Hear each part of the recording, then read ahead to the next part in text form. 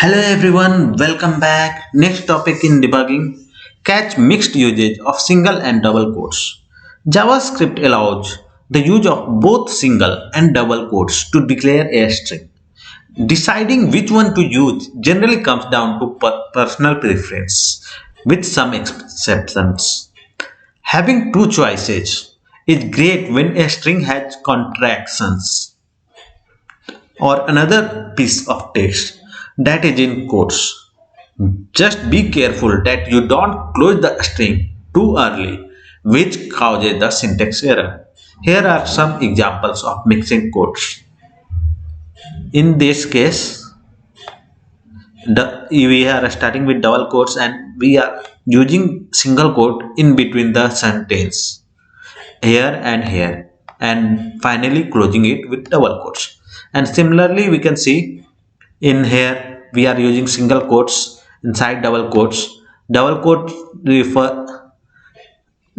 makes it a string and single quote is actually displayed on the screen.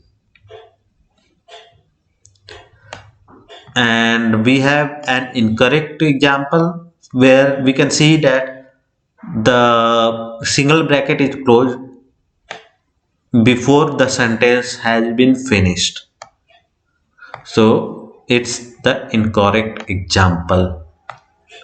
Of course, it is okay to use only one style of quotes. You can escape the quotes inside the string by using backslash escape character. So we can use escape character, backslash escape character to write only using one type of quote instead of mixing two of them. But it's personal preference anyhow. So task for this challenge, fix the string so it either uses different quotes for the href value or escape the existing ones. Keep the double quote marks around the entire string. Fix the string so it either uses different quotes for href value